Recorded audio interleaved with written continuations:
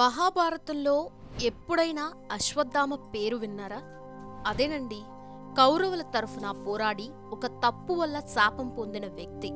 మరి శాపమేంటో తెలుసా? కలియుగం అంతమయ్యే వరకు కూడా ప్రాణాలతో ఉండడం. ఇంతకీ అశ్వత్థామ ఈ కలియుగంలో నిజంగా బ్రతికే ఉన్నాడా? అంటే ఉంటే ఎక్కడున్నాడు, ఎలా ఉన్నాడు? జనాల దగ్గరకు కూడా వచ్చి నూనె పసుపు అడుక్కుంటున్నాడా? అసలు అశ్వత్థామకి వాటితో ఏం అవసరం? అశ్వత్థామ బ్రతికే ఉన్నాడనడానికి ఆ డాక్టరే సాక్ష్యమా? ఏడాదికొకసారి అశ్వత్థామ ఆ హోటల్కి వస్తాడా? ఆయనను చూస్తే అంతే సంగతులా? అసలు అశ్వత్థామకి శ్రీకృష్ణుడికి ఉన్న సంబంధం ఏంటి? ఇలాంటి ఇంట్రెస్టింగ్ విషయాలును ఇప్పుడు ఈ వీడియోలో మనం తెలుసుకోబోతున్నాం. సో వీడియో ఎక్కడ స్కిప్ చేయకుండా చూడండి, చాలా చాలా ఇంట్రెస్టింగ్గా ఉంటుంది. మహాభారత యుద్ధంలో అనేక మంది యోధులు తమ శత్రువుల్ని చీల్చి చెండాడిన వారు ఉన్నారు. కౌరవులకి పాండవులకి మధ్య రాజ్యం కోసం, అధికారం కోసం యుద్ధం జరిగింది. ఆ యుద్ధంలో ద్రోణుడు కౌరవుల వైపు నిలబడి పోరాడాడు.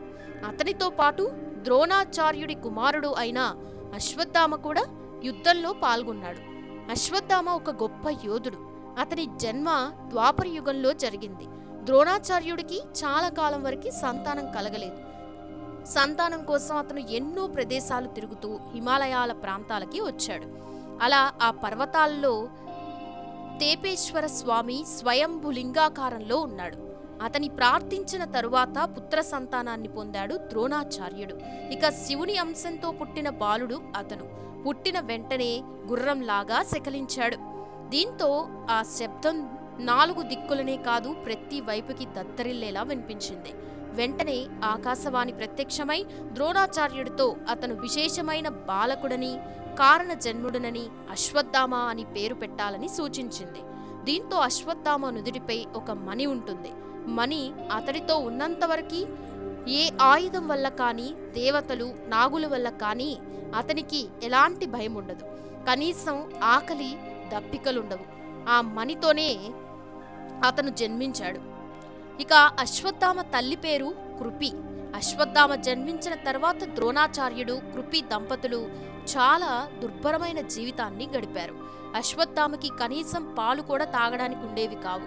ఆకులు అలములు తిని పొట్నింపుకునేవాడు. కానీ అతని స్నేహితులతో మాత్రం పాలు తాగానని అబద్ధం చెప్పాడు. ఇక ఆ మాట విన్న ద్రోణాచార్యుడు తన వల్లే కుమారుడు ఇన్ని కష్టాలు పడుతున్నాడని గమనించి ఎవరైనా గోవును దానం చేస్తారేమోనని చూశాడు. కానీ ఎవరూ అతనికి దానం ఇవ్వలేదు. చివరికి ఆలోచించి సాయం కోసం అతని చిన్ననాటి స్నేహితుడైన రాజు ద్రుపదుడు దగ్గరికి వెళ్ళాడు. అయితే అశ్వత్థామతో సహా ద్రుపదుడు రాజభవనంలోకి వెళ్లిన ద్రోణాచార్యుడికి అవమానమే మిగిలింది. అక్కడ నుంచి వచ్చేసి ఇంకా అవస్థలు పడడం ఇష్టం లేక హస్తినాపురానికి వచ్చాడు.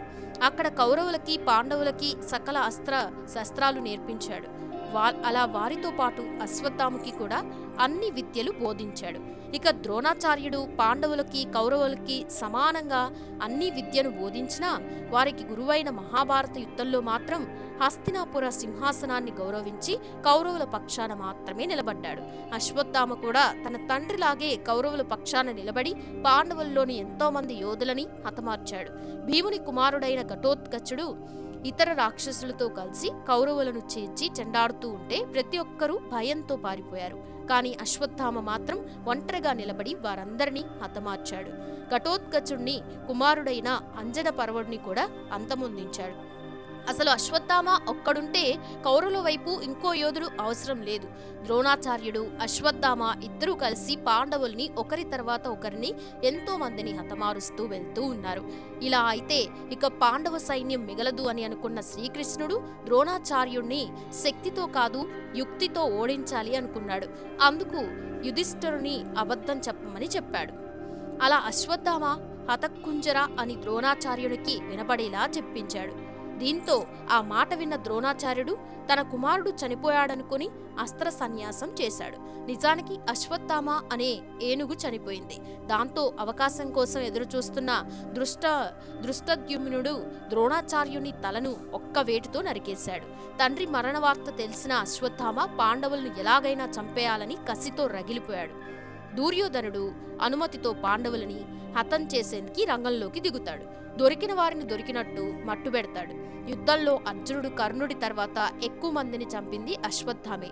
ఇక అర్ధరాత్రి పూట పాండవులు నిద్రిస్తున్న ప్రాంతంపై దాడికి పాల్పడతాడు. ఈ విషయాన్ని పసిగట్టిన కృష్ణుడు పాండవులను అక్కడి నుంచి తప్పిస్తాడు.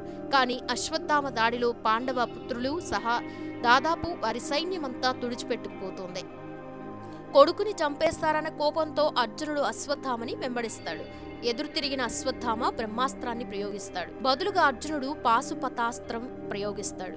ఈ రెండు మహా ఆయుధాలతో లోకం మొత్తం నాశనమవుతుందని భయపడిన యోధులు ఆయుధాలను వెనక్కి తీసుకోవాలని ఇద్దరికి సూచిస్తారు. దీంతో అర్జునుడు పాశుపతాస్త్రాన్ని ఉపసంహరించుకుంటాడు. కానీ అశ్వత్థామ మాత్రం ఒకేసారి ప్రయోగించే వీలున్న బ్రహ్మాస్త్రాన్ని అర్జునుడి కోడలైన ఉత్తర గర్భంలో పెరుగుతున్న పరీక్షితుడు పైకి మళ్లిస్తాడు. బ్రహ్మాస్త్రం దెబ్బకి పరీక్షితుడు తీవ్రంగా గాయపడతాడు. పాండవులు వారిని రక్షించిన కృష్ణుడు కుష్టు వ్యాధితో 3000 ఏళ్ల పాటు ఒంటరిగా బతకమని అశ్వత్థామని శపిస్తాడు. కుష్ఠుడి శాపం వల్ల ముఖం నుంచి చీము నెత్తురు కారుతున్న స్థితిలో మానని గాయాలతో అశ్వత్థామ ఇప్పటికీ బతికే ఉన్నాడని ప్రచారంలో ఉంది. అశ్వత్థామను శపించే ముందు శ్రీకృష్ణుడు అతని నుదుట ఉన్న మణిని తీసుకుంటాడు. ఇక అశ్వత్థామ ఇప్పటికీ బతికే ఉన్నాడని ఉత్తరాదిన చాలా మంది బలంగా నమ్ముతారు. అప్పుడప్పుడు అతను బయటికి వచ్చి కారుతున్న రక్తానికి నూనె, పసుపును ప్రజల్ని అడుగుతాడని అంటారు. అలాగే అక్కడ అసీర్ఘాట్ ప్రాంతంలో ఉన్న శివలింగంపై ప్రతిరోజు సాయంత్రానికి అభిషేకం చేస్తున్నట్లుగా కూడా చెబుతారు. సాయంత్రం అయ్యేటప్పటికీ అక్కడ ఎవరిని ఉండనివ్వరు. ఆ కోటని తాళాలతో మూసేసి ఉంచుతారు. కేవలం దివ్యశక్తులు ఉన్నవారు మాత్రమే ఆ కోటలోకి ప్రవేశిస్తారు. అలా అశ్వత్థామ ప్రవేశించారని చెబుతారు. అయితే మధ్యప్రదేశ్కి చెందిన ఓ డాక్టర్కి గతంలో ఆయన కనిపించాడని అంటారు. హిమాలయ పర్వత సానువుల్లో గిరిజనులతో కలిసి అతడు జీవిస్తున్నాడని ప్రచారంలో ఉంది. అశ్వత్థామ ఏడాదిలో ఒకరోజు ఆ హోటల్కి వచ్చి కడుపు నిండా తిని 100 లీటర్ల నీటిని తాగి వాయువైపోతాడనే కథనం కూడా ప్రచారంలో ఉంది. మళ్ళీ మరుసటి ఏడాది మాత్రమే అతను ఆ హోటల్కి వస్తాడట. కావాలనుకున్నప్పుడు మాత్రమే కనిపించే శక్తులు అశ్వత్థామకి ఉన్నాయని, అందుకే ఆయన అందరికీ కనిపించారని చెప్తూ ఉంటారు. ఇక అతన్ని చూసి ఎవరైనా మానసికంగా దెబ్బతింటారని నమ్ముతారు.